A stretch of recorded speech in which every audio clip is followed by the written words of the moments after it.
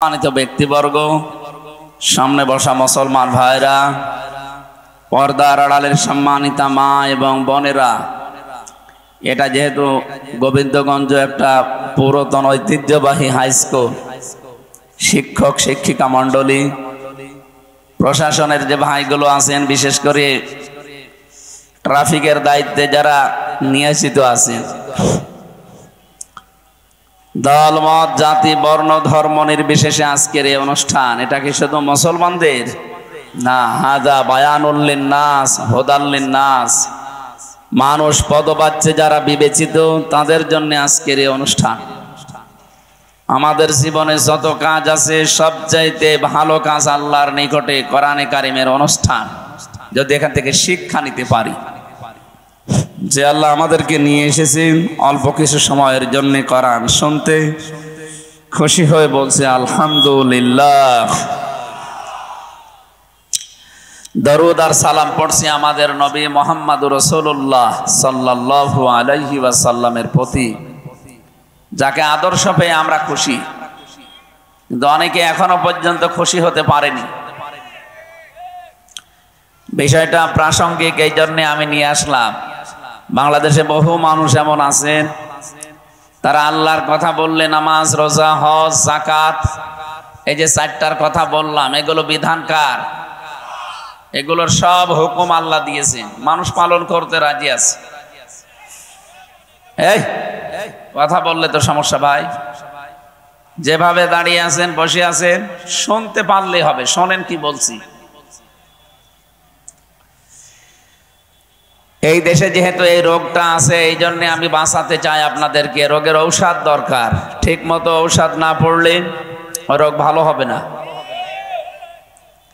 ফেরাউনের জীবনী পড়েছি, তাফসিরে কাবিরের ভেতরে আছে, তাবারির ভেতরে আছে, বিশাল জীবনী লেখা আছে। মুফাসসিরিন ইকরাম লিখেছেন ওর জীবনীতে যে শেষ সময়ে আল্লাহর স্বীকৃতি দিয়েছিল।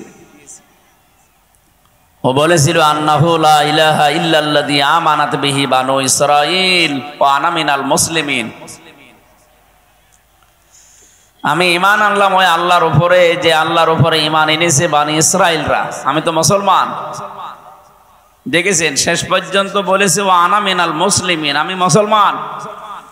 এরপরও ফেরেশতারা যে আমারে এই পানির ভেতরে বারবার চোবায়, আবার উপরে তোলে, আবার নিচে নিয়ে যায়, এটা ফেরেশতাদের উচিত হচ্ছে? আল্লাহ তখন ডাক দিয়েছিলেন আল আন, এখন আকাদ আসাইতা ক্বাবলু ওয়া কুনতা মিনাল মুফসিদিন, এর আগে তুমি বড় ফ্যাসাদ সৃষ্টিকারী, স্বৈরাচারী, বিশৃঙ্খলা সৃষ্টিকারী, সন্ত্রাসী, এই সমস্ত শব্দগুলো দিয়ে আল্লাহ তাকে ডাক দিয়েছিলেন যে এর আগে এই কর্মকাণ্ডগুলো তোমার জীবনে ছিল। এখানে দুইটা মাসলা বের হয়। ফেরাউনকে আল্লাহ পথ দেখাননি, শেষ পর্যন্ত আর হেদায়েত দেননি, বেঈমান অবস্থায় লোকটা মারা গেছে দুইটা কারণে। এক নম্বরে ও ফ্যাসাদ সৃষ্টিকারী ছিল, বিশৃঙ্খলা তৈরি করেছিল দুনিয়ায়, সন্ত্রাসী কর্মকাণ্ডে জড়িত ছিল, ভীতিপূর্ণ অবস্থা তৈরি করে ফেলেছিল দেশে। এই জন্য আল্লাহ তার ঈমান দেয়নি। শেষে এমনও আছে জিবরাইলের মুখের ভেতরে কাঁদা লাগিয়ে দিয়েছিল যেন আর কিছু বলতে না পারে। তাহলে এই আয়াত থেকে শিক্ষা পাওয়া যায়, দুনিয়াতে যাদের জীবনে জুলুম বেশি হবে, যারা স্বৈরাচারী হবে, এ মানুষগুলো যদি শেষে যে ভালো হওয়ার কথা বলেও আল্লাহ তা গ্রহণ করে না। এই জন্য 15.5 বছর যাদের জুলুমের মাত্রা একেবারে সীমা ছাড়িয়ে গেছে, এখন যদিও মানুষগুলো বলে আমরা ভালো হয়ে যাব, আমার মনে হয় এদের কপালে আল্লাহ হেদায়েত নাও দিতে পারে। কেন বললাম বলেন তো? আল্লাহু লা ইয়াহদিল কওমাজ জালিমিন, বহু জায়গায় আল্লাহ আয়াতটা দিয়েছেন কোরআনে। ইয়াহদি এটা মজারে, বর্তমান ভবিষ্যৎ, প্রেজেন্ট ফিউচার। আল্লাহ বলেন যারা জালেম এদেরকে আমি হেদায়েত দিচ্ছি না, পথ দেখাচ্ছি না, ভবিষ্যতেও দেখাবো না। এখানে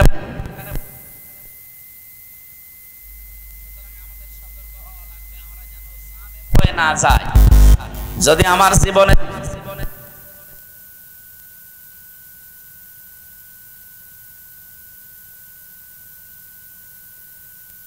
হিসাবে পরিগণিত হয়ে যায়, তাহলে সে আল্লাহর হেদায়েত থেকে বঞ্চিত হয়ে যাবে।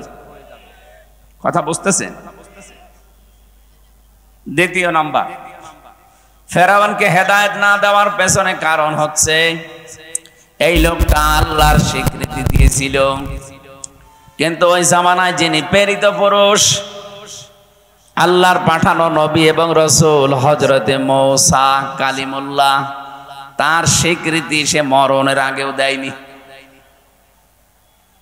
ও যদি বলতো আন্নাহু লা ইলাহা ইল্লাল্লাহ মূসা কালিমুল্লাহ, আল্লাহরে মাফ করে দিত, কিন্তু আল্লাহর স্বীকৃতি শুধু দিয়েই শেষ করে দিয়েছে। জামানার প্রেরিত পুরুষ যিনি, তার স্বীকার সে করে নাই। আজ বাংলাদেশে বহু মানুষ নামাজ পড়তে বলবেন রাজি হয়, রোজা রাখতে বলবেন রাজি হয়, হজ করতে বলবেন টাকা খরচ করেও রাজি হয়, দান সাদগাও মাঝে মাঝে করতে বলবেন করবে, কিন্তু এই জামানার প্রেরিত পুরুষ যিনি, আল্লাহর নবী এবং রসুল মুহাম্মাদুর রাসূলুল্লাহ, এ মানুষের আদর্শ যখন মানতে বলা হয়, তখন এই লোকটা রাজনীতির গন্ধ খোঁজে।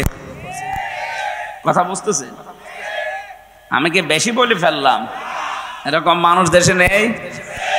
হ্যাঁ, নবীজি যে 23 বছরের জিন্দেগি নবুয়তের বলা হয়, 40 থেকে 63, এই 23 বছরের 13 বছর মানতে রাজি আছে। কারণ 13 বছর নবীজি শুধু মায়ের খেয়েছিলেন। কথা বলেন না কেন? 13টা বছর তিনি অত্যাচারিত, জুলুম নির্যাতনে নিষ্পেষিত হয়েছিলেন। 3টি বছরের ভেতরে জেলেও ছিলেন। তার যে জেল, আমাদের এই জেলের মতো খাবার দেওয়া হতো না, তিনি গৃহবন্দী ছিলেন। শিয়াবে আবি তালিব নামে এই জেলখানায় 3টা বছর প্রায় 54 জন মানুষকে নিয়ে তিনি পড়েছিলেন। এই কথাগুলো যখন বলবেন, কিছু মানুষ আছে বলে আবেগে কান্নাকাটি করবে, ও বলবে হুজুর আপনিও কাঁদেন, আমরাও কাঁদি। কিন্তু এই লোকটার কাছে যখন বাকি 10 বছর মদিনার জীবনে তিনি যে রাষ্ট্রপ্রধান ছিলেন, আর রাষ্ট্রপ্রধান হতে হলে কি করা লাগে, এই কথাগুলো যখন বলা হয়, তখন বলে কি এইটা তো রাজনীতি, এটা দুনিয়ার কাজ। যেই নবী 13 বছর মক্কায় মার খেয়েছিলেন, ওই নবী 10 বছর মদিনাতে যতগুলো কাজ করেছেন, 13 বছর মেনে নিলে 10 বছরও মানা লাগবে।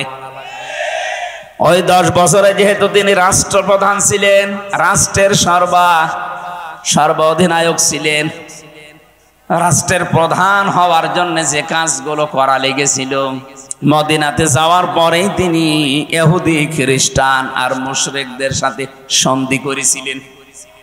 এটা তো আমি বানালাম নাকি? ঐতিহাসিকভাবে সত্য কথা। আউস খাজরাজ বনু কায়নুকা, ইহুদি খ্রিস্টান আর মুশরিক, এই 3টা দলকে নিয়ে মদিনায় নবীজির যে ছোট একটা দল, এই নিয়ে তিনি 4 দল গঠন করেছিলেন। তাহলে 4 দল গঠন করা এটা বানানো না, এটা নবীর জীবনীতে আছে। এটা যদি প্রয়োজন হয় ইসলামের জন্য, মানবতার জন্য, দেশের জন্য, 4 দলীয় জোট করাও জায়েজ আছে। এখন যদি বলেন হুজুর কোন দিকে যাচ্ছেন, কোন দিকে না, ইসলাম এইভাবে এসেছে। বিশ্ব নবী কি জানতেন না যে না, ইহুদি খ্রিস্টান বৌদ্ধ এরা, এই মুশরিকরা প্রকাশ্য শত্রু, এদের সাথে আমি কিসের জোট করব? নবীজি ইসলামকে এগিয়ে নেওয়ার জন্য জোট করেছিলেন, না ইসলাম ধ্বংস করার জন্য? এতটুকু শিক্ষা এখান থেকে নিতে পারেন না। আজ যারা সত্যি ইসলামের ধ্বজাধারী, সত্যি ইসলামকে যারা রাষ্ট্রীয়ভাবে এই 10 বছরের মতো দেখতে চায়, ওই মানুষগুলো যদি ইহুদি খ্রিস্টান মুশরিকদের মতো মানুষদের সাথেও জোট করা লাগে করবে। কারণ 13 বছর মায়ের খাওয়া ওয়াজ তো ভালোই শোনেন, 10 বছর রাষ্ট্রপতি ছিলেন, এই ওয়াজ শুনতে মনে চায় না? নবীজি তো 13 বছর মায়ের খেয়েছিলেন, আমরা তো অলরেডি 15 বছর মায়ের খেয়ে ফেলেছি। কথা বলেন না কেন? অন্তত 15টা বছর আমাদের জীবনে শুধু মায়ের খাওয়াই গেল। এখন আমাদের কি মনে চায় না নবীর মতো 10 বছর একটু চেয়ারে বসি? আপনি এবার মনে করছেন হুজুর মনে হয় দুনিয়াদার হয়ে গেল, তাহলে নবী যে দুনিয়াদার ছিল বলেন?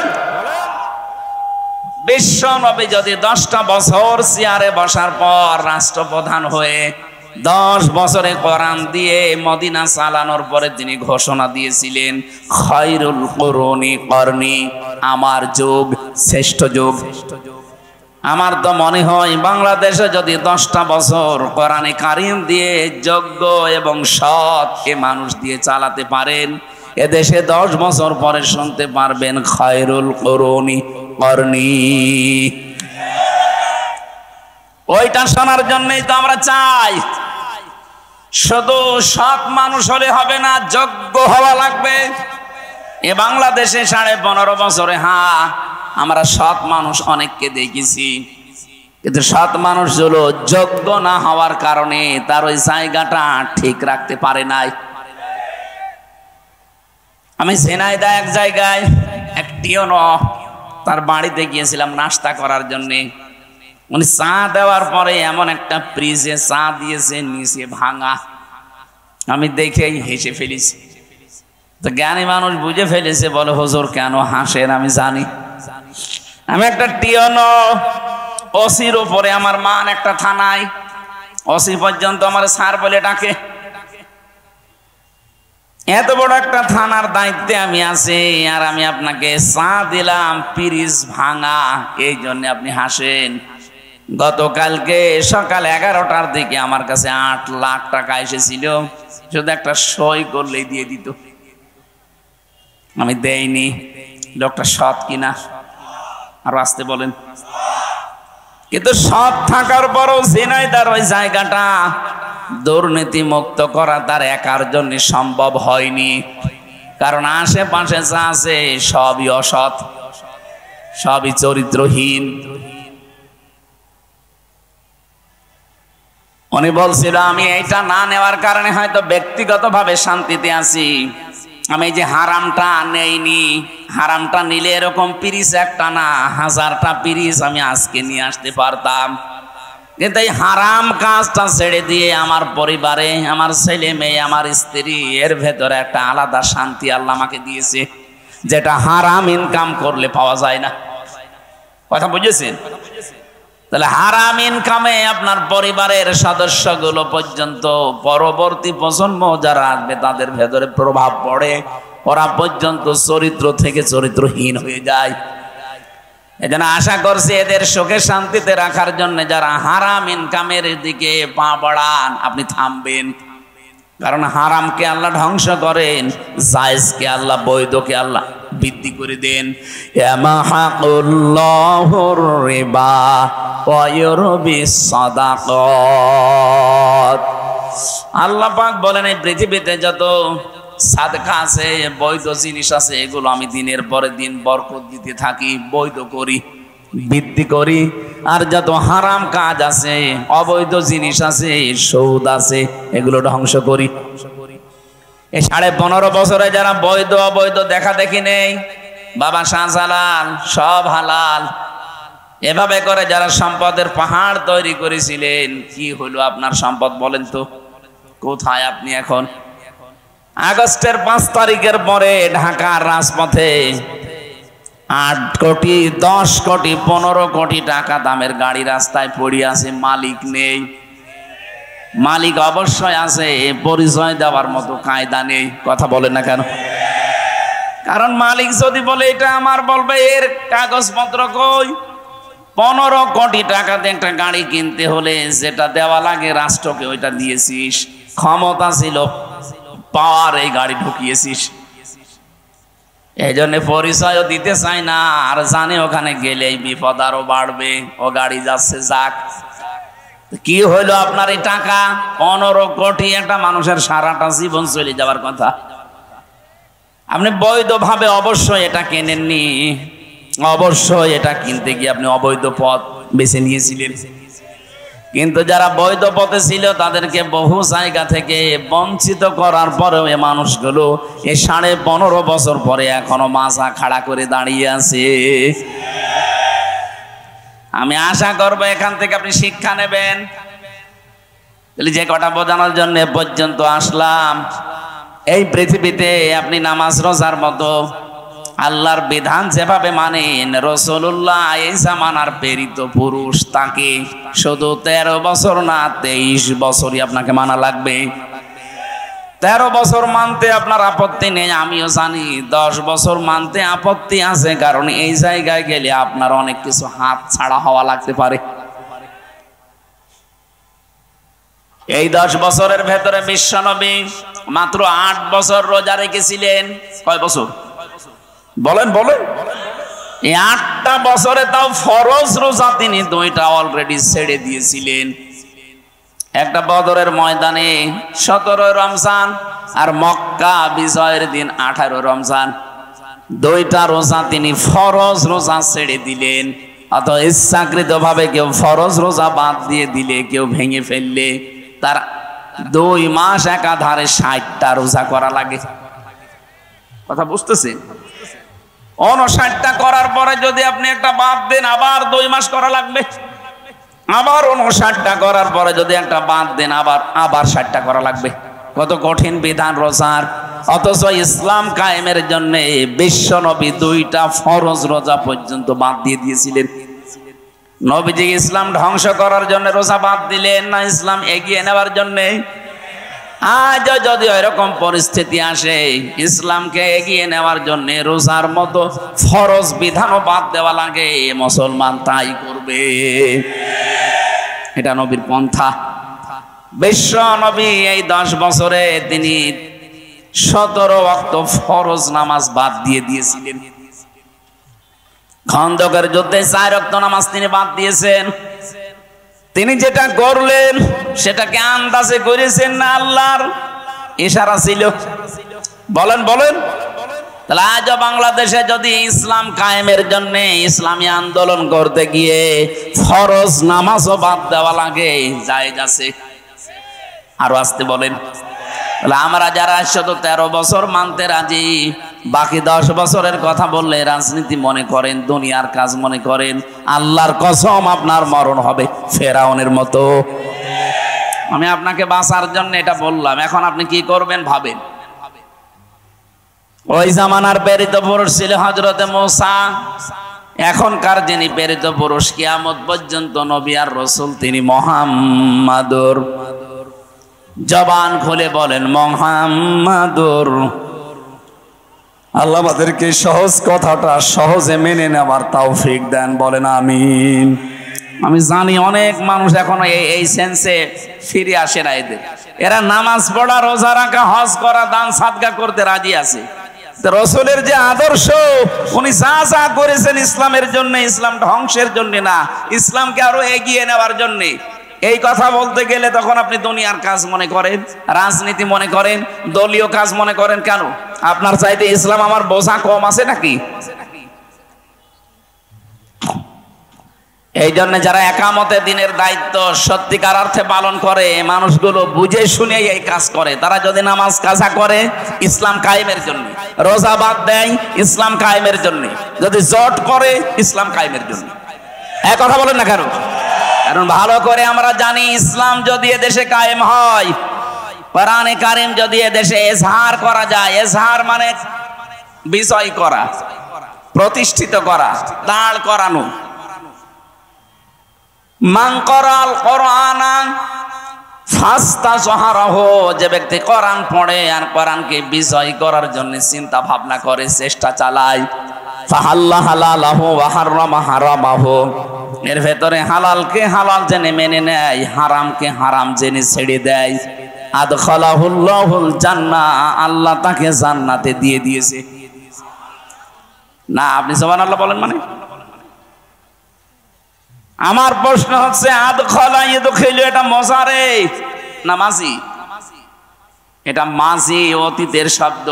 আদখালা, নবীজি কেন বললেন আদখালাহুল্লাহুল জান্নাহ? আল্লাহ তাকে জান্নাতে দেবে না দিয়েছে? দিয়ে দিয়েছে। দিয়ে দিয়েছে কেন বললেন? আপনি তো এখনো মরেননি, জান্নাতে গেলেন কি করে? জবাব হচ্ছে, সত্যি যদি ইসলাম প্রতিষ্ঠিত হয়ে যায়, ইসলাম বিজয় থাকে কোনো জায়গায়, ওখানে যে পরিবেশটা তৈরি হয়, হালালকে হালাল মানা যায়, হারামকে হারাম মেনে ছেড়ে দেওয়া যায়, ওই পুরা জায়গাটা আমার আল্লাহ মিনি জান্নাত বানিয়ে দেয়। আপনি যেন মরণের আগে অন্তত জান্নাতে প্রবেশ করে ফেলেছেন। আমরা তো এইটাই চাই। কথা বলেন না কেন? এটা যদি আপনার কাছে রাজনীতি মনে হয়, আল্লাহর কসম, হ্যাঁ এইটাই রাজনীতি।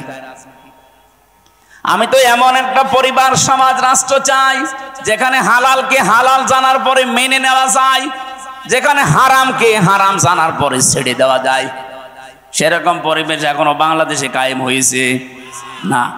এদেশে বহু জায়গা আছে হারাম জানার পরও আমাকে হারাম কাজে বাধ্য করা হয়, হালাল জানার পরও আমি আঁকড়িয়ে ধরতে পারি না, আমারে ছেড়ে দেওয়া লাগে। নাকি নেই? বলেন। এই যে অর্থনীতি বিভাগের দিকে তাকান, আজ কত ব্যাংকিং ব্যবস্থা দেশে কাজ করছে শুধু যাকাত ভিত্তিক অর্থনীতি দেশে না থাকার কারণে।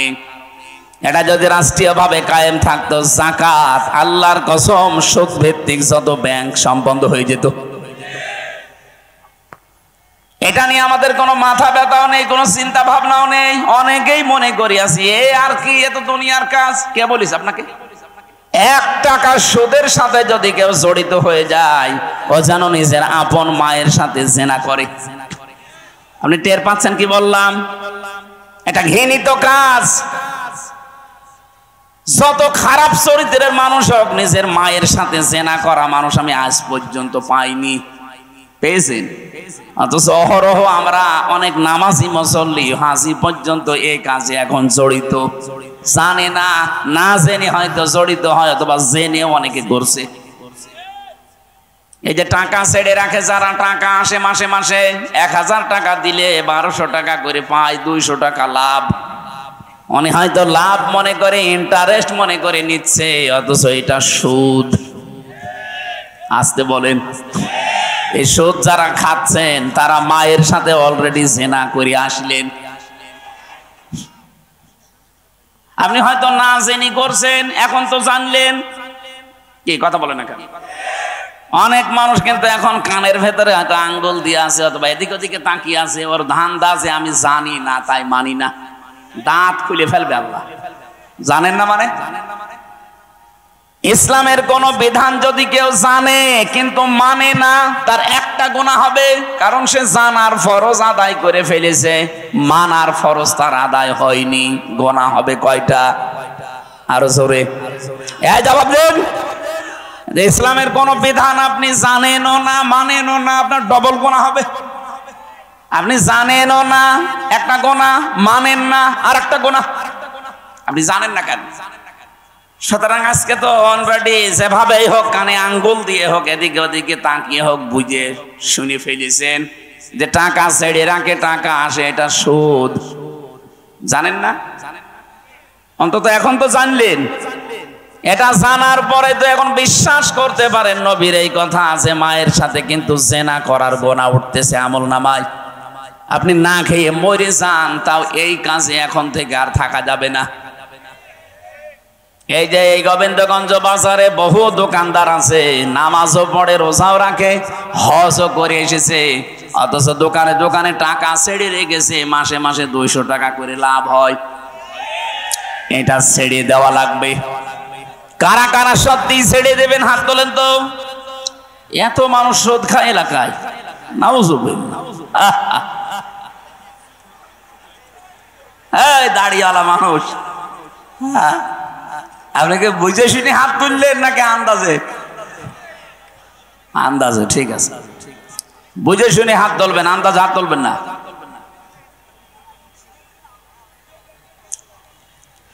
এই জন্য এমন একটা রাষ্ট্র, এমন একটা বিধান আমরা দেশে চালু করতে চাচ্ছি যেখানে হালাল হালাল জানার পরে মেনে নেওয়া যায়, হারামকে হারাম জেনে মেনে ছেড়ে দেওয়া যায়। আল্লাহর নবী বলেন, এরকম পরিবেশ যদি কায়েম হয়ে যায়, আদখালাহুল্লাহুল জান্নাহ, ওই দেশটা একটা জান্নাত হয়ে যাবে। তুমি মনে করবা মরণের আগে আমি জান্নাতে আছি।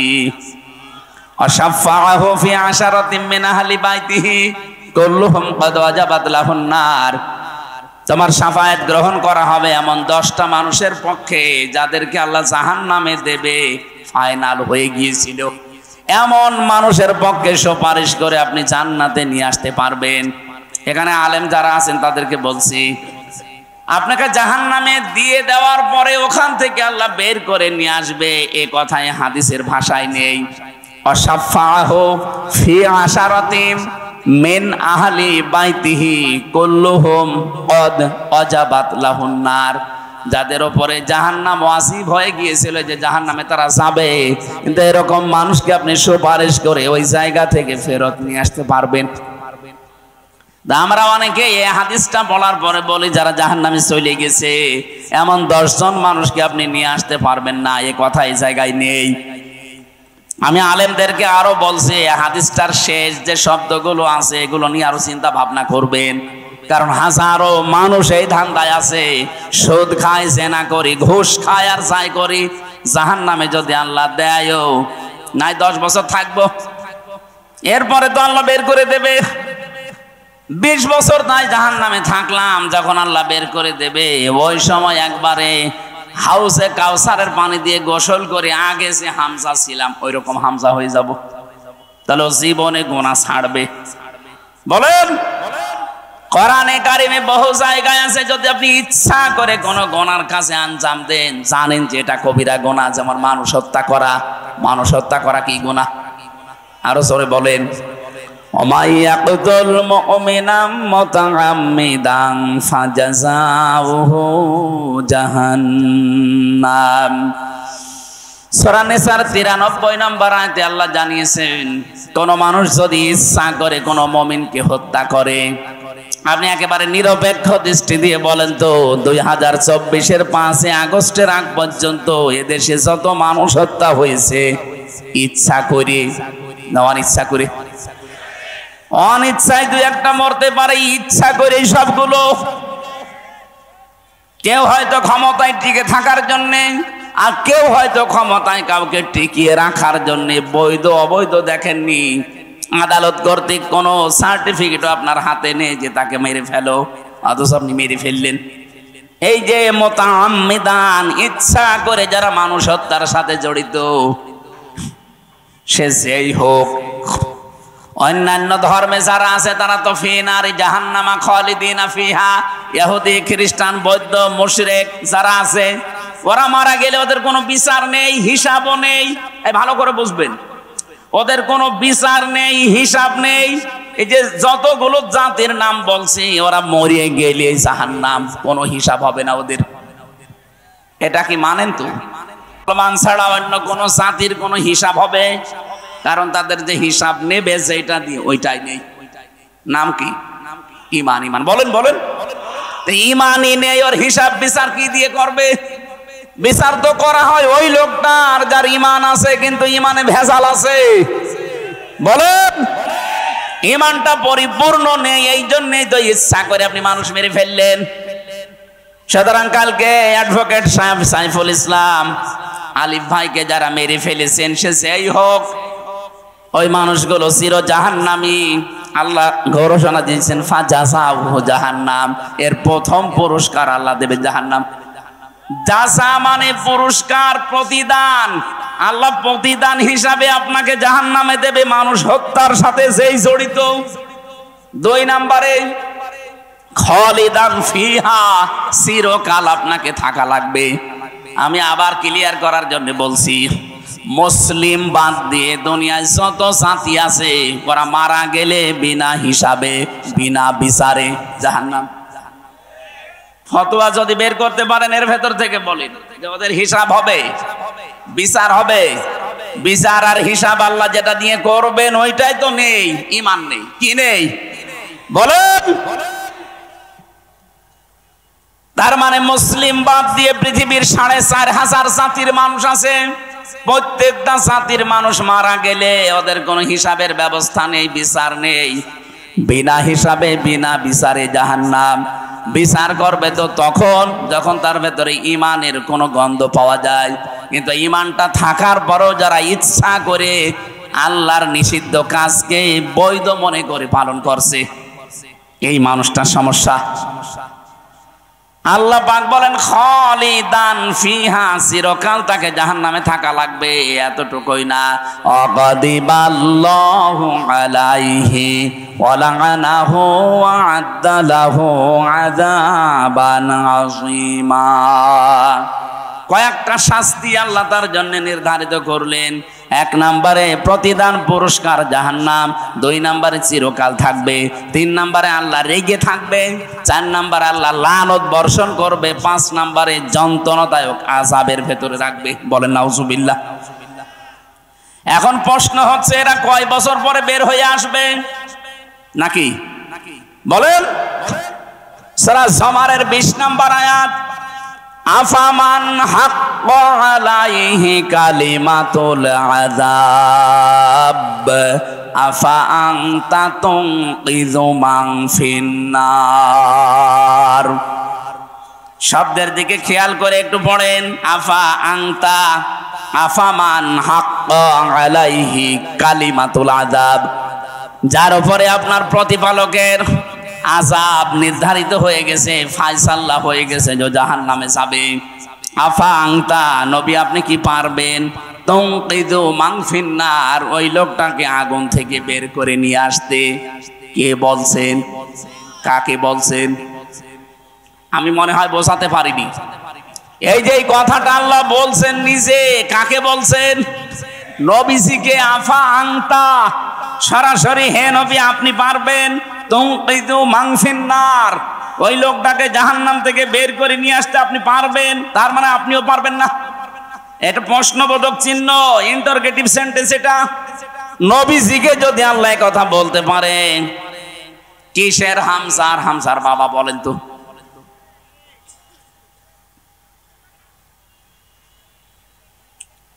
বারবার আল্লাহ কোরআনে কারিমে সেখানেই দিয়েছেন যে জাহান্নামে যাবে যারা, খালিদিনা ফিহা, চিরস্থায়ী। যেখানেই দিয়েছে জান্নাতে যাবে যারা, সেখানেও দিয়েছেন খালিদিনা ফিহা, চিরস্থায়ী। আপনি একটার অর্থ করবেন চিরস্থায়ী, আর আরেকটার অর্থ করবেন কিছুদিন পরে বের হবে, তো জীবনে গুনাহ ছাড়বে। আপনি যদি বলেন যে আমার ঈমান আছে, আর আপনার ঈমান থাকে কি করে? আল্লাহর নিষিদ্ধ কাজকে যারা বৈধতা দেয়, সঙ্গে সঙ্গে তারা বেঈমান হয়ে যায়। এই কথা বলছেন যে 10টা কারণে মানুষের ঈমান নষ্ট হয়ে যায়, ভেঙে যায়। ওযু করলে যেমন 7 কারণে ওযু ভেঙে যায়, নামাজ পড়লে যেমন 19 কারণে নামাজ ভেঙে যায়। মুসলমানের ঈমান যাদের আছে, ঈমানও 10টা কারণে ভেঙে যায়। অথচ ঈমান যে ভেঙে যায়, নষ্ট হয়ে যায়, অনেকে জানেই না। এর 9 নম্বরের পয়েন্টে আমি পেয়েছি, যারা আল্লাহর নিষিদ্ধ কাজকে বৈধ মনে করে তাদের ঈমান ওই আবু জাহেলের মতো। আমি আশা করি বোঝাতে পেরেছি। আবু জাহেলের মতো যদি আপনিও জাহান্নামে যান, ও কি 5 বছর পরে বের হয়ে আসবে? ও যদি না আসে, আপনি আসবেন কি করে? এই জন্য আল্লাহর নিষিদ্ধ কাজগুলো যারা বৈধ মনে করেন, তারা ওই ইহুদি খ্রিস্টান বৌদ্ধ মুশরিক ওদের মতোই। কিন্তু বাকি যারা ছোটখাটো অপরাধের সাথে জড়িত, গুনার সাথে হয়তো না জেনে করেছেন অথবা শয়তানের ধোঁকায় পড়ে করেছেন, আপনার কিন্তু সময় আছে এখনো তাওবা করার। তাওবা করে যদি ফিরে আসতে পারেন, মহান আল্লাহ আপনাকে নিষ্পাপ করে দুনিয়া থেকে বিদায় দেবে। আরে ভাই, আমি এইটাই বোঝাতে চাচ্ছি যে আপনার কিন্তু সময় আছে, আপনার সুযোগ আছে। এখন আপনার হায়াত শেষ হয়ে যায়নি। আপনি অপরাধ করেছেন, সে অপরাধী হোক, জেনা হোক, মানুষ হত্যা হোক, ব্যভিচার হোক, চুরি হোক, ডাকাতি হোক, যার কাছে যে অপরাধ হয়ে গেছে, এখনো তো আজরাইল আমার কাছে আসেনি, এখনো পশ্চিম দিকে সূর্য ওঠেনি যে মাপ আর পাওয়া যাবে না। যাবে, মাপ পাওয়া যাবে, কিন্তু তাওবা করে জীবনের মতো এই কাজ থেকে ফিরে আসা লাগবে। তাওবা করার যে শর্তগুলো আছে, 1 নম্বরে অনুশোচনা করা। 1 নম্বর কি বলেন? আপনি বলেন তো, এই যে 5 তারিখের আগ পর্যন্ত যারা মানুষ হত্যার সাথে জড়িত ছিল, যারা মানুষের সম্পদ আত্মসাৎ করেছে 15.5 বছর, এদের একজনকেও এখনো পর্যন্ত অনুশোচনা করতে দেখেছেন না? এদের আরো বৃদ্ধি বাড়ছে, এরা আরো প্রতিশোধ নেওয়ার নেশায় মেতে উঠেছে। আপনার অবস্থা ফেরাউনের মতোই হবে। দুই নম্বরে কি? অপরাধ করেছেন যার কাছে, স্বীকার করবেন তার কাছে, এইটাও তো পাচ্ছি না। আপনি অপরাধ করলেন হামসার কাছে, আর এখন কাবার গিলাপ ধরে চুরি করেছে কাঁদতেছেন, আমারে মাফ করে দিন। কিসের মাফ আপনার? আপনি কি আল্লাহর কাছে অপরাধ করেছেন? এই কথা বলেন না কেন? তাওবা যারা করে নিজেকে মুক্ত করতে চান, নিজেকে পরিত্রাণ দিতে চান এই অপরাধ থেকে, আল্লাহর দরবারে যেন আপনার বিচার আর না হয়, এই যদি মনে করতে চান, জীবনের মতো আত্মসমর্পণ করবেন, অনুশোচনা করবেন, অনুতপ্ত হবেন। দুই নাম্বারের শর্ত, অপরাধ যার কাছে তার কাছে গিয়ে বলবেন যে ভাই আমার ভুল হয়ে গেছে, আমি নফসের ধোকায় হোক, শয়তানের জালে হোক, দলীয় ফোরামে হোক, যে কোনো কায়দায় আপনার এই ক্ষতিটা করে ফেলেছি। এই মিথ্যা মামলা দিয়ে, মিথ্যা সাক্ষী দিয়ে আপনার ব্যবসা হয়তো আমি করতে দেইনি, বিভিন্ন কাজ আমার দ্বারা হয়েছে। এখন আমি বাঁচতে চাই, আপনার যা ক্ষতি করে ফেলেছি এই ক্ষতিপূরণ আমি আপনাকে দিয়ে দেব। কথা বুঝতেছেন? এই 15.5 বছরে যে ধরনের অপরাধ করেছিলেন, আপনি তো জানেন যে আপনি কি করেছেন। আপনি হয়তো মানুষ খুনের সাথে জড়িত, তাহলে যাকে খুন করেছেন তার পরিবারে গিয়ে বলবেন আমার কারণে আপনার এই ছেলেটা হারিয়েছেন, আপনি এখন কি চান? সে যদি বলে আমার 1 কোটি টাকা দেওয়া লাগবে, আপনি 1 কোটি টাকা তার ক্ষতিপূরণ দিয়ে মাপ নেবেন। সে যদি বলে না টাকা দেওয়া লাগবে না, আমি আপনি মাফ করে দিলাম, তাহলে মাপ পেয়ে গেলেন। তাছাড়া 50 বছর জেল খাটলেও আপনার মাপ নেই। এই যে বাংলাদেশে যে সিস্টেমটা, মানুষ হত্যা করলে তারে ফাঁসি দেওয়ার আদেশ দেয়, ফাঁসি থেকে শেষে আসে লাইফ সাপোর্টে। লাইফ সাপোর্ট মানে 30 বছর, 30টা বছর জেল খাটলে তার মাফ বাংলাদেশের আইনে। আল্লাহর আইনে তো এইটা নেই। আল্লাহর আইনে পদ্ধতি 2টা। কেউ যদি কাউকে হত্যা করেন, মেরে ফেলেন বিনা অপরাধে, বিনা কারণে, 1 নম্বরে তার যারা গার্জিয়ান আছে, তার মা বাবা, স্ত্রী, সন্তান, তাদের কাছে গিয়ে বলা লাগবে যে ভাই আপনারা কি চান। তারা যদি বলে আমার ক্ষতিপূরণ দেন, এটা আমাদের কর্মক্ষম ছিল, এর কর্মে আমরা চলতাম, তাকেই মেরে ফেলেছেন, সুতরাং আপনি 5 লাখ টাকা দেন, আপনি 5 লাখ টাকা দেবেন তাকে। এরপরে যদি বলে ঠিক আছে যান মাফ করে দিলাম, আপনি মাফ পেয়ে গেলেন। 2 নম্বরেও যদি বলে না আমরা এগুলো মানি না, আপনাকেও আমরা মেরে ফেলতে চাই, রাষ্ট্রের মাধ্যমে আপনাকেও মেরে ফেলা লাগবে। এই 2টা পদ্ধতি ছাড়া পৃথিবীতে কোনো পদ্ধতি নেই এই খুনের অপরাধ থেকে মাপ পাওয়ার। অথচ আজ কত সহজেই অনেকে মাপ পেয়ে যাচ্ছে শুধু আস্তাগফিরুল্লাহ পড়ে। সেটারে করা জায়গা পান না। আপনি তো আস্তাগফিরুল্লাহ পড়ছেন আল্লাহর কাছে, আস্তাগফিরুল্লাহ কি কেউ মানুষের কাছে পড়ে? কার কাছে বলেন বলেন? আরে ভাই আপনি তো আল্লাহর কাছে দোষ করেননি। হ্যাঁ, আল্লাহর কাছে যদি নামাজ পড়ে না থাকেন, রোজা না রাখেন, ফরজ হজ না করেন, তাহলে ওনার কাছে মাফ চান। উনি ইচ্ছা করলে মাফ করতেও পারে, শাস্তিও দিতে পারে। কিন্তু আপনি অপরাধ করলেন হামজার কাছে, আগে হামজার কাছে যান। আমার জীবন থেকে 3টা বছর আপনি নষ্ট করেছেন। আমার বাবার 30 লাখের উপরে টাকা আপনি খেয়েছেন, আগে এই ক্ষতিপূরণ দেন। হ্যাঁ, কথা বলা লাগবে। গত পরশুদিন এক ওসি এসেছিল আমার সাথে দেখা করার জন্য। এই যে পাশে গাবতলী থানা না, এই গাবতলী থানার ওসি ছিল এই 5 তারিখের আগ পর্যন্ত। ওই সময় ও বাঘ ছিল, এই গত পরশুদিন দেখলাম বিড়াল হয়ে গেছে। কি গো, আগে হুজুরের নাম শুনলে খেপে উঠতো, আর এখন থেকে এসে হাত চেপে ধরে বলছো হুজুর আমারে মাফ করে দেন। কি আপনি যে বাঘ বিড়াল হয়ে গেলেন কি করে? ওরা 5 তারিখের পরে বিভাগীয় মামলা হয়েছে ওর নামে, ওরে এখান থেকে পাঠিয়ে দিয়েছে সেই কক্সবাজারে। সমুদ্র সৈকতে আপনি শুধু গোসল করেন। ওখানে মাহফিল ছিল আমার তারেক জিয়া সাহেবের গ্রামে। ওই দিন আমি মাহফিল করে যখন আসছিলাম, তখন আমার গাড়িটা ধরে তাড়া দিয়েছিল মাঠের ভেতরে। 2 কিলোমিটার শুধু তাড়িয়েছে, ধরতে পারে নাই। কিন্তু গাড়িটা আটকানোর পরে ড্রাইভার আর একজন ছিল, তারে নিয়ে বলছে গাড়ি ছেড়ে দিতে পারি। 1.5 লাখ টাকা চেয়েছিল, পরে 1,13,000 টাকা দিয়ে গাড়িটা ছেড়ে দেওয়া। ওটা মাওলানা আব্দুল বাড়ির রশিদ আছে একজন, ওই হুজুরের গাড়ি। আমারটা, ওনারটা, আরো একজনের, 3 জনের গাড়ি আটকিয়েছিল।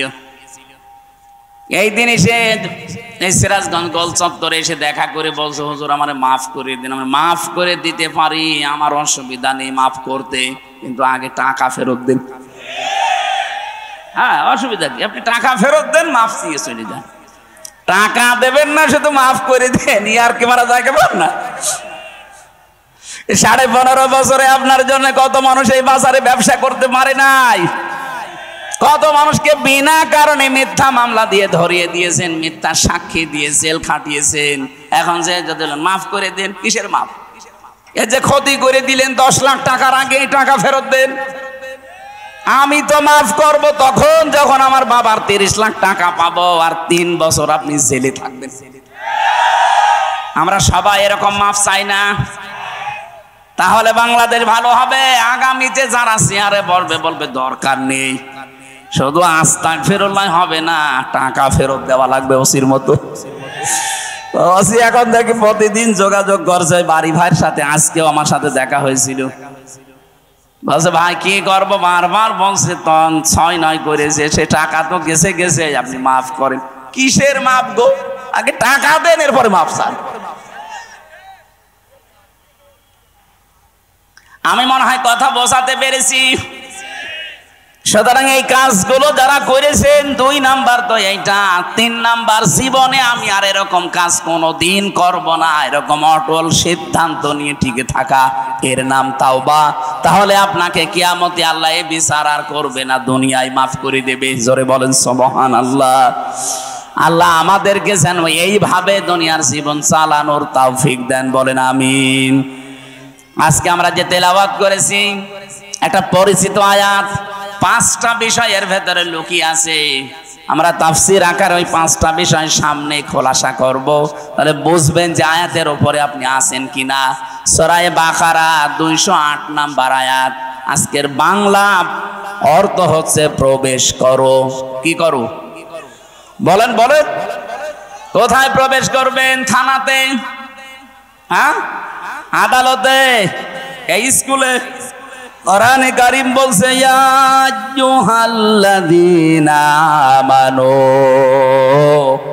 ওহে যারা ঈমানের দাবি করো তাদেরকে বলছি, উদখুলু ফিস সিলমি কাফা, তোমরা ইসলামে প্রবেশ করো পরিপূর্ণভাবে, আংশিক না, অর্ধেক না, পরিপূর্ণভাবে প্রবেশ করো।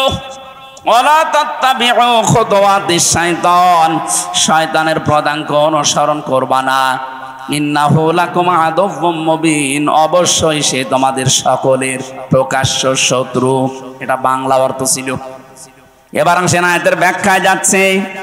এই পৃথিবীর ময়দানে কোন মানুষ যদি চায় যে আমি ইসলামে পরিপূর্ণ প্রবেশ করতে চাই, আমার কি আসলে পরিপূর্ণ প্রবেশ করা হয়েছে, ও যদি মনে করতে চাই দেখি আমি পরিপূর্ণটা করেছি কিনা, তাহলে 5টা বিষয় যদি আপনার এই বাস্তব জীবনে থাকে, আপনি বিশ্বাস করবেন হ্যাঁ আমার পরিপূর্ণ প্রবেশ হয়েছে।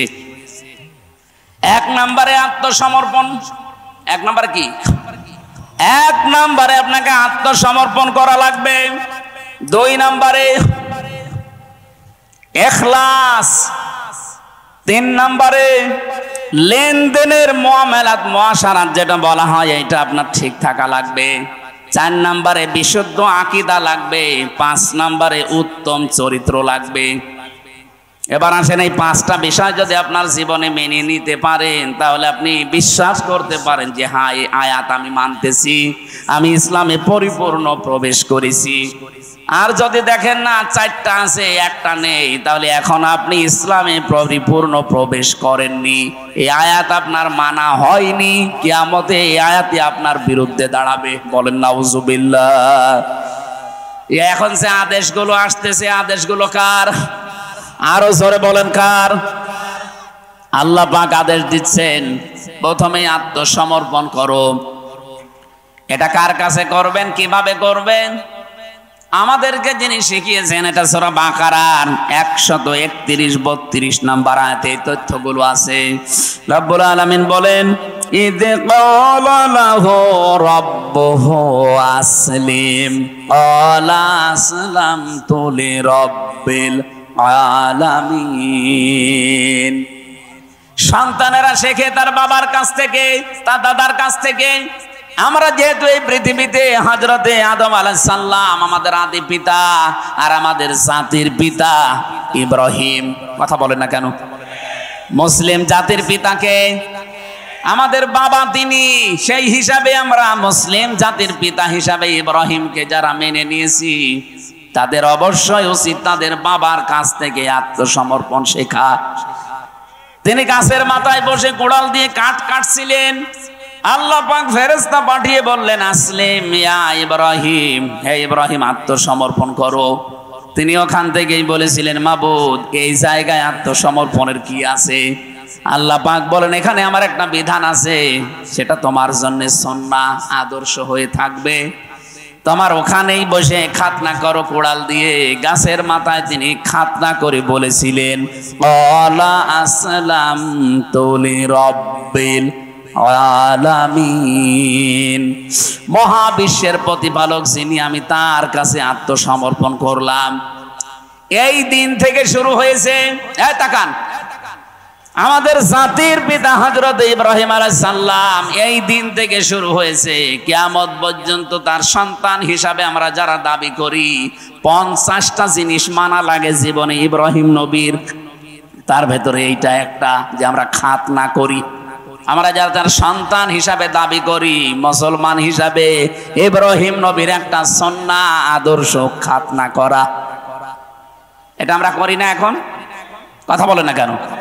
ইব্রাহিম নবীকে যারা মানে না তারা কিন্তু করে না। আমরা এই জন্য হাফ হাতা আর ওরা ফুল হাতা। কথা বলছে না কেন? ফুল হাতা না?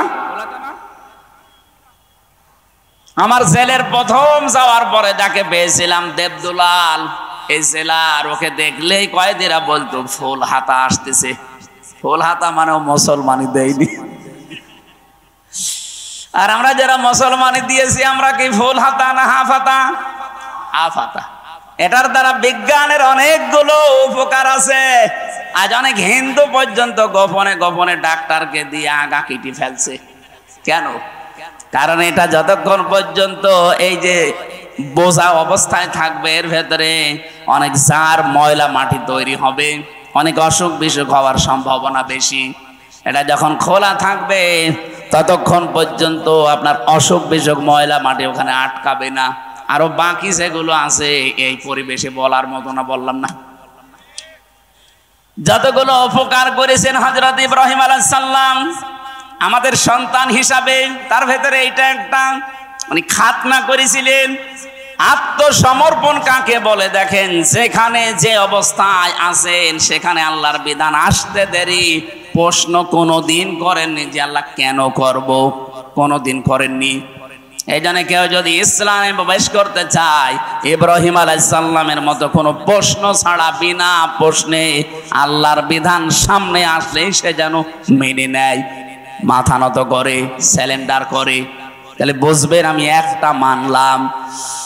দ্বিতীয় নম্বরের আয়াতে আল্লাহ বলেন, ওয়াসা বিহা ইব্রাহিম বানিহি ওয়া ইয়াকুব ইয়া বানিয়া ইন্নাল্লাহা আসতাফা লাকুমুদ্দিন ফালা তামুতুন্না ইল্লা ওয়া আনতুম মুসলিমুন। বলেন আল্লাহু আকবার। আল্লাহ পাক বলেন, আমার নবী ইব্রাহিম এবং ইয়াকুব এই দুইজন তার সন্তানদেরকে মৃত্যুর আগে এই ওসিয়ত করেছিল। আমরা সন্তানদেরকে ওসিয়ত করে যাই কি, আর আমাদের বাবা কি করেছিলেন তাকান।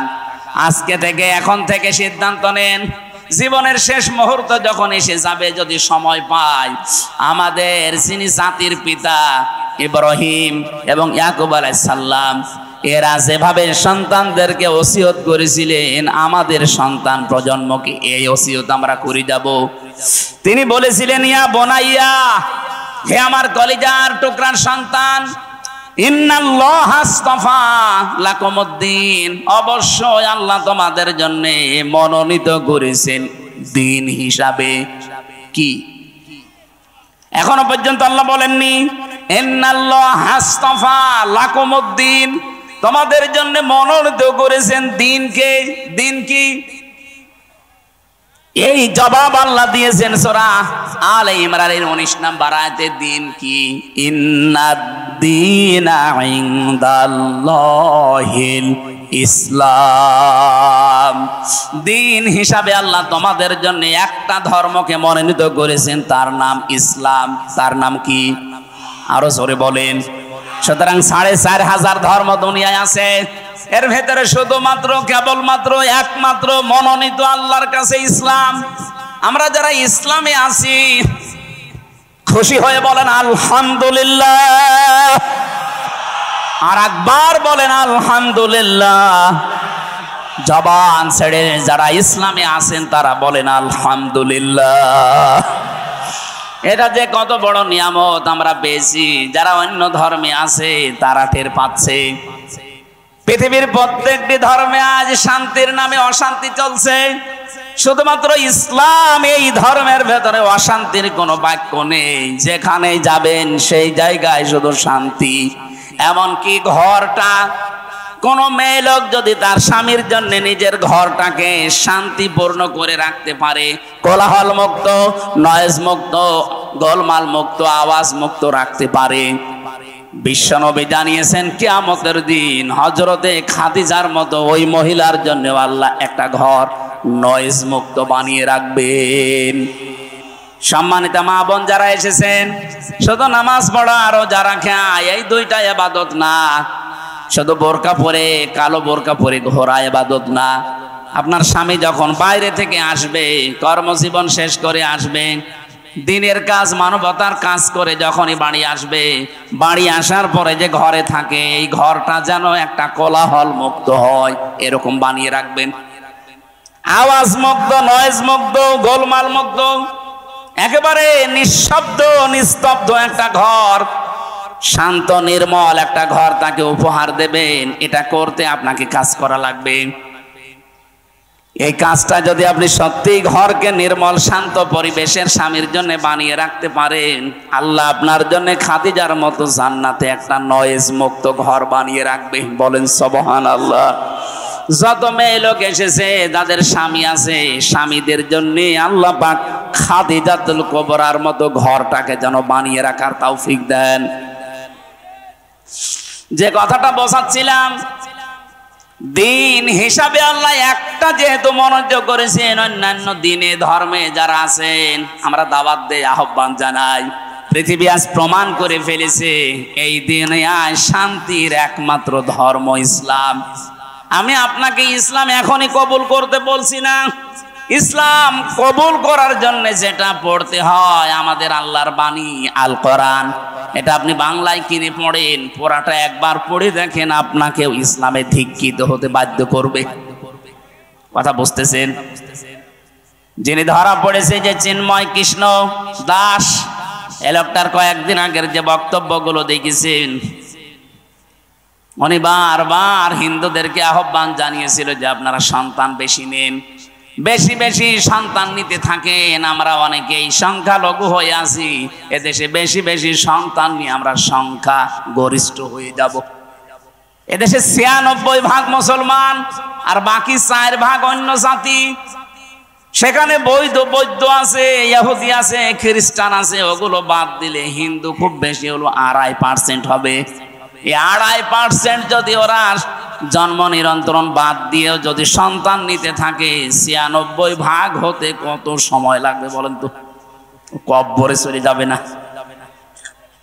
ওদের যে সমস্ত উদ্দেশ্যগুলো আছে সূক্ষ্ম, তার মানে মানুষ ওরা মনে করে আমরা যদি সংখ্যা গরিষ্ঠ হতে পারি, সংখ্যা লঘু আমরা যেভাবে আছি এইভাবে ওদের উপরে আঙ্গুল চালাতে পারবো না। আমরা ইসলাম যারা মানি কারো উপরে আঙ্গুল চালায় না। লা ইকরাহা ফিদ্দিন, আমাদের ধর্মে কোনো বাড়াবাড়ি নেই। যদি বাড়াবাড়ি থাকতো এই ভারতবর্ষে একটাও হিন্দু খুঁজে পাওয়া যেত না।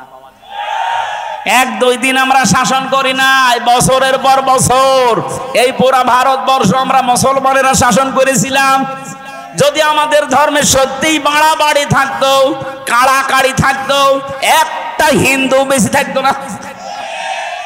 বিশেষ করে স্বাধীনতার পর থেকে 24 সালের আগস্টের 5 তারিখের পরে যে অবস্থা হয়েছিল, এই দেশের মুসলমানেরাই দায়িত্ব নিয়ে মন্দির পাহারা দিয়েছে। যদি আমাদের ধর্মে মন্দির ভাঙা থাকতো তাহলে একটা মন্দিরও এরপরে খুঁজে পেতেন না। আমরা আরো পাহারা দিয়েছি, এমনকি দেবতাকে গালি দেওয়া পর্যন্ত আমাদের ধর্মে নিষেধ। ওয়ালা তাসাব্বুল্লাযিনা ইয়াদউনা মিন দুনিল্লাহ, যারা আল্লাহ বাদে অন্য কাউকে ডাকে ওদের দেবতাকে গালি দিবা না।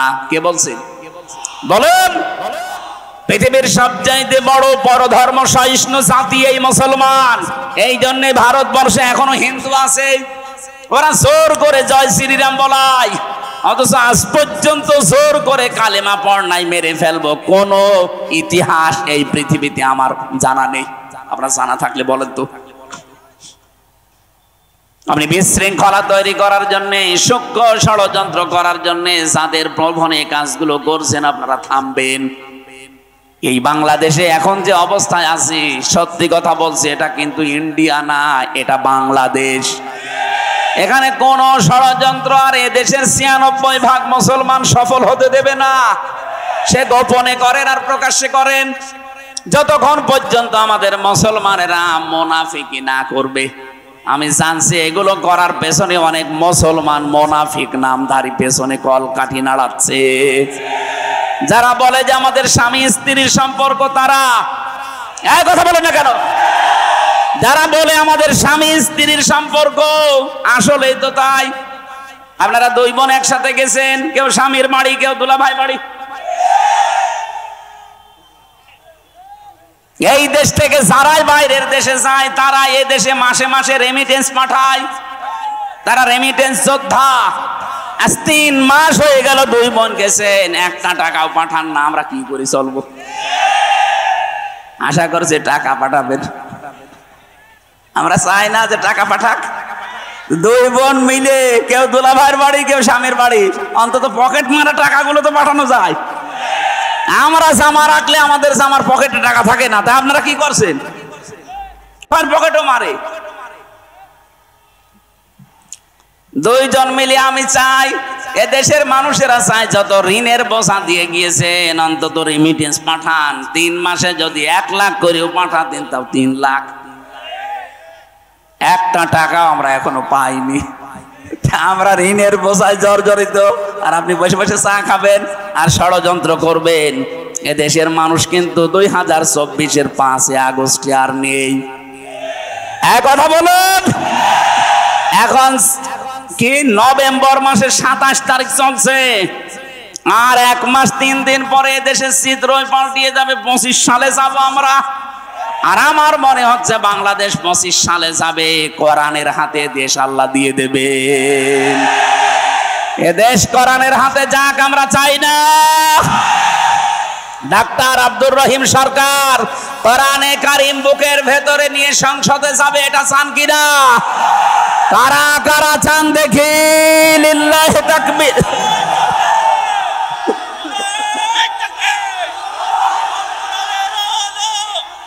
আলহামদুলিল্লাহ ভাই,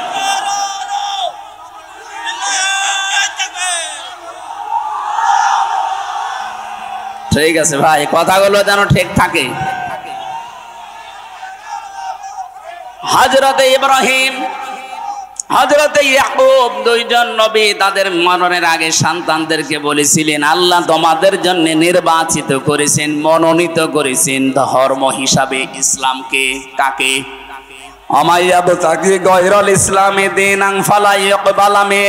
দুনিয়াতে ইসলাম বাদ দিয়ে অন্য কোন ধর্ম যদি কেউ তালাশ করে, জীবনেও তার কোনো ইবাদত বন্দেগী কবুল হচ্ছে না, হবে না।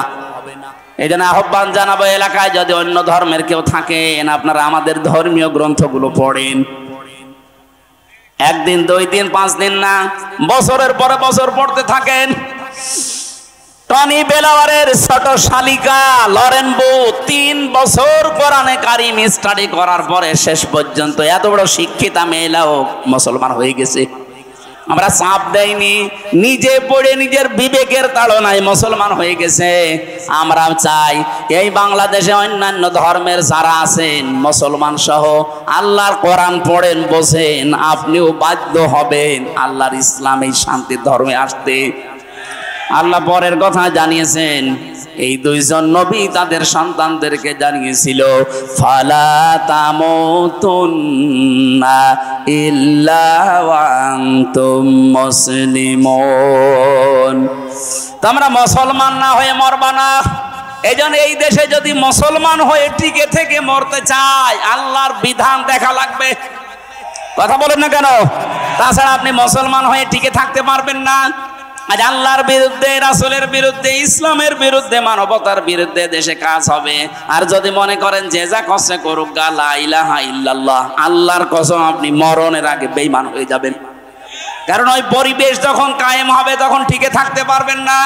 দুই তলা নৌকা চলছে, উপর তলায় আমরা আছি, এই স্টেজে যারা এই ভালো ভালো মানুষ উপরে বসে আছি, আর নিচতলায় এমন কিছু মানুষ আছে যাদের পানি দরকার। ও যদি বারবার উপর তলায় আসতে চায়, ডাক্তার সাহেব যদি বলে বারবার ঝামেলা করেন, নিচেই তো পানি আছে, বিরক্ত করেন কেন, যখন তখন আসেন খালি পানি নিতে। ওরা যদি বলে ঠিক আছে ডাক্তার আর আসবো না, নিচে যে নৌকার একটা তক্তা খুলছে, আমরা উপরে যারা আছি যদি বলি ভাই আল্লাহর নাম নিয়ে খোলেন, আল্লাহর নামে খোলেন আর ভগবানের নামে খোলেন, বলেন তো নৌকায় পানি উঠবে না উঠবে না? আরো জোরে বলেন। এখন উপরে যারা আছি আমরা যদি বলে যা হয় হোক, নিচের লোক যদি ডোবে আমরা বেঁচে থাকবো? এ বাংলাদেশে ইসলাম না থাকলে আমরাও তো বেঁচে থাকতে পারছি না মুসলমান হয়ে। বেঈমান হওয়ার রাস্তাগুলো সব খোলা হচ্ছে সমকামিতা দিয়ে, আল্লাহর বিধানের বাইরে আইন পাশ করে। এক কথা বলছেন। এই জন্য আমাদের উচিত নিচে যারা চাই করছেন আমাদের উপর থেকে দরকার হয় বাধা দেওয়া, ওয়াজের মাধ্যমে হোক, হাতের মাধ্যমে হোক। যদি বাধা শুনতে না চান দরকার হয় আপনাকে মারধর করব, এরপরও যদি না শুনতে চান দরকার হয় বেঁধে রাখবো, এরপরও যদি নড়াচড়া করেন মেরে ফেলবো, তারপরও আমি নৌকার তলা খুলতে দেব না। পানি উঠলে আপনি শুধু মরবেন না, আমারও মারবেন। এদেশে সমকামিতা চালু হলে জর্ডানের মতো দেশটা ডেড সি হয়ে যাবে, মৃত সাগর। কারণ এটা আল্লাহর নিষিদ্ধ কাজ। পুরো আল্লাহর সিস্টেমই পাল্টিয়ে ফেলেছে। পুরুষে পুরুষে বিয়ে। গত পরশুদিন কুষ্টিয়ায় দুই মহিলা এরা আন্দোলন করেছে এক জায়গায়, ওরা বলছে আমরা মহিলা মহিলায় বিয়ে যদি না দেন আমরা দুইজনই মারা যাব। কোথায় পৌঁছিয়েছে চিন্তা করেছেন? এই জন্য আমরা চাই নিষিদ্ধ কাজ এই দেশে বন্ধ হোক, আল্লাহর বৈধ কাজগুলো আমরা ইসলামের মাধ্যমে জারি করি, তাহলে মুসলমান হয়ে মরা সহজ হবে। আরে মরব তো 2 দিন আগে 2 দিন পরে, কিন্তু আমরা বেঈমান হয়ে মরতে চাই না, মরতে চাই ইব্রাহিম নবীর মতো মুসলমান হয়ে। আল্লাহ আমাদের তৌফিক দিন, বলেন আমিন। দ্বিতীয় নম্বরে আপনি যদি দেখেন আমি ইসলামে প্রবেশ করছি, আপনার ইখলাস লাগবে। ইখলাস কি? এই জন্য যারা একামতে দিনে প্রবেশ করে তাদের প্রথম শব্দ এইটা বলা হয়, বল ওলি ইন্না সলাতি ওয়া নুসুকি ওয়া মাহইয়ায়া ওয়া মামাতি লিল্লাহি রাব্বিল আলামিন। এটা ইখলাসের আয়াত। আমি যা করব কার জন্য? আমার বেঁচে থাকা আল্লাহর জন্য, মরে গেলেও আল্লাহর জন্য, আমি নামাজ পড়লেও আল্লাহর জন্য, রোজা রাখলে আল্লাহর জন্য, কোরবানি ত্যাগ তিতিক্ষা যা সহ্য করছি সব আমি আল্লাহর জন্য। 3 নম্বরে আমার বিশুদ্ধ আকীদা দরকার। আজ বাংলাদেশে একটা মাসলুম দলের উপরে এই ট্যাগটা লাগিয়েছে, আমাদের নাকি আকীদা ঠিক নেই। এটা ডাহা মিথ্যা কথা। এই বাংলাদেশে আকীদা যদি ঠিক থাকে, যাদের দলে ফাঁসি বেশি, যাদের দলে জেল বেশি, যাদের দলে জরিমানা বেশি, যারা বাড়ি থাকতে পারে না 24 ঘন্টা যারা আতঙ্কে ছিল, তারা আকীদাওয়ালা মানুষ। আপনারা এত আকীদা ভালো, একটু ফাঁসির দড়ির কাছে এসে বলেন তো আমার আকীদা ভালো যান। যারা ফাঁসির দড়ি গলায় নিয়ে পর্যন্ত বলেছে না তাহাসান ইন্নাল্লাহা মা'ানা, কোনো চিন্তা নেই, আমরা একা না, আমাদের সাথে কে আছে। এর চাইতে আবার কি বিশুদ্ধ আকীদা লাগবে আপনার? 4 নম্বরে উত্তম চরিত্র লাগবে। এদেশে উত্তম চরিত্রে উত্তীর্ণ হয়ে গেছে একামতে দিনের দায়িত্বে যারা আছে তারা। এটা প্রমাণিত, পরীক্ষিত, আর কিছু বললাম না। 5 নম্বরে লেনদেনে স্বচ্ছতা, এইটাও একামতে দিনের কর্মীদের ভেতরে। বহু মানুষকে একামতে দিনের বাইরে যারা আছে দেখেন, টাকা দিলে মনে করো নিচের টাকা। এক কথা বলে না কেন? আর এই মানুষগুলোর লেনদেন এত স্বচ্ছ, এই সঞ্চা বিক্ষুব্ধ বাংলাদেশে, এরপরেও যদি আপনি মানুষ খুঁজে না পান, এই যে 5টা বললাম, আমি আবার বলছি, 1 নম্বরে আত্মসমর্পণ করা লাগবে। কার সামনে? আরো জোরে বলেন। 2 নম্বরে ইখলাস লাগবে। প্রতিটি শব্দের ব্যাখ্যা ছিল, লক্ষ লক্ষ কথা আমি তাফসীর থেকে তুলেছিলাম। 3 নম্বরে আপনার বিশুদ্ধ আকীদা লাগবে। 4 নম্বরে উত্তম চরিত্র লাগবে। 5 নম্বরে লেনদেন স্বচ্ছ হওয়া লাগবে। এই 5টা যদি দুনিয়ায় দেখাতে পারেন, বুঝবেন আমি এই আয়াতে পরিপূর্ণ প্রবেশ করেছি। বড় সুবহানাল্লাহ। লা ইলাহা ইল্লা আনতা সুবহানাকা ইন্নী কুনতু মিনাজ জালিমিন। আল্লাহ তাআলা উদখুলু ফিস সিলমি কাফা, পরিপূর্ণ ইসলামে প্রবেশ করার জন্য তুমি আমাদেরকে আদেশ দিয়েছো। যেই 5টা বিষয় থাকলে পরিপূর্ণ আদেশ মানা যায়। আল্লাহ আলামত হিসাবে যে 5টা বিষয় বলেছি, আমাদের জীবনে তুমি সেট করে দাও। এই আয়োজনে যদি সওয়াব দিয়েই থাকো, কিসের উদ্যোগে জানো? দারুল ফুরকান ট্রাস্ট, এটা কিয়ামত পর্যন্ত তুমি এদেশে কায়েম করে দাও। বিশেষ করে গোবিন্দগঞ্জ গাইবান্ধার জন্য এটা নিয়ামত বানিয়ে দাও। দারুল ফুরকান ট্রাস্টকে আল্লাহ তুমি নিজে পরিচালিত করো। এর মাধ্যমে যত সামাজিক এবং পারিবারিক যে উন্নয়নমূলক যে কাজগুলো তারা করে, আল্লাহ সবগুলো তোমার দ্বীনের জন্য, মানবতার জন্য কবুল করে নাও। আজকের এই মাহফিলটা তুমি মঞ্জুর করো। মা বোন যারা এসেছে এদেরকে খাদিজার মতো বানিয়ে দাও। আল্লাহ আমি নিজে অসুস্থ আছি, যত মানুষ অসুস্থ শেফায়ে কামেলা আজেলা নসিব করে দাও। বারাকাল্লাহু লানা ওয়া লাকুম ফিল কোরআনিল আযীম। মরণ আসলেই যেন বলতে পারি লা ইলাহা ইল্লাল্লাহু মুহাম্মাদুর রাসূলুল্লাহ।